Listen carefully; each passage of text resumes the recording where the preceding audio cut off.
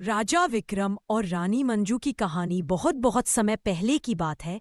एक विशाल और सुंदर राज्य था जिसका नाम सत्यलोक था। इस राज्य के राजा विक्रम और रानी मंजू थे।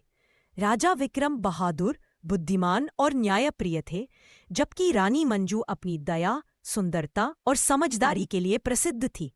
दोनों की जोड़ी बहुत ही प्रेमपूर्ण और आदर्श थी। राजा विक्रम हर दिन सोचते कि उनके प्रजा कैसे खुश रहे, उन्हें कोई कष्ट न हो। रानी मंजू भी हमेशा उनके साथ रहती और गरीबों, बीमारों की सेवा में लगी रहती। दोनों मिलकर राज्य के विकास के लिए दिन रात काम करते। एक दिन राजा विक्रम ने अपने मंत्रियों से कहा, मैं अपने राज्य के लोगों के बीच जाना चाहता हूँ, यह जानने के लिए कि वे सचमुच कैसे रह रहे हैं।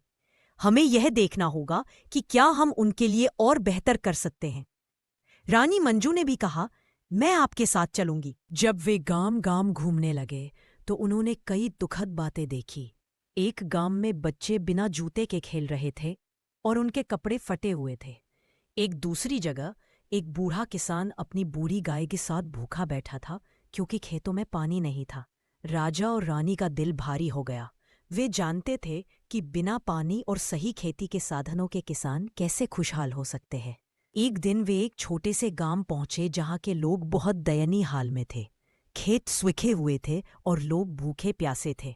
राजा ने गांव के मुखिया से पूछा, यहाँ क्या समस्या है? हम आपकी मदद करना चाहते हैं। मुखिया ने कहा, महाराज, हमारे खेतों तक पानी नहीं पहुंचता, न तो हमारे पास अच्छे बीज हैं, बच्चे पढ़ नहीं पाते और महिलाएं बीमार रहती हैं। हम बहुत परेशान हैं। राजा विक्रम ने सिर हिलाया और रानी मंजू ने कहा, हमें जल्दी से जल्दी इन समस्याओं का समाधान निकालना होगा। हम इस गांव को और पूरे राज्य को खुशहाल बनाएंगे। वे महल लौटे और मंत्रियों को निर्देश दिए कि राज्य के सभी गांवों में नहरें बनाई जाए ताकि खेतों को पानी मिल सके। साथ ही किसानों को अच्छे बीज, आधुनिक उपकरण और खेती के नए तरीके सिखाए जाए। रानी मंजू ने महिलाओं के लिए विशेष स्कूल और स्वास्थ्य केंद्र खोलने का आदेश दिया। उन्होंने कहा, जब महिलाएं स्वस्थ और शिक्षित होंगी तो पूरा परिवार खुशहाल होगा। राजा विक्रम ने गरीबों के लिए अन्न और वस्त्र वितरण की व्यवस्था भी की ताकि कोई भूखा न रहे। धीरे धीरे राज्य के गांवों में बदलाव आने लगे। खेत हरे भरे होने लगे, बच्चे पढ़ने लगे और लोग खुश रहने लगे। राजा और रानी की मेहनत रंग लाई। एक दिन पूरे राज्य की प्रजा ने महल के सामने सभा बुलाई और राजा रानी को धन्यवाद दिया। उन्होंने कहा, हम आपके प्रेम और सेवा के लिए सदैव आभारी रहेंगे।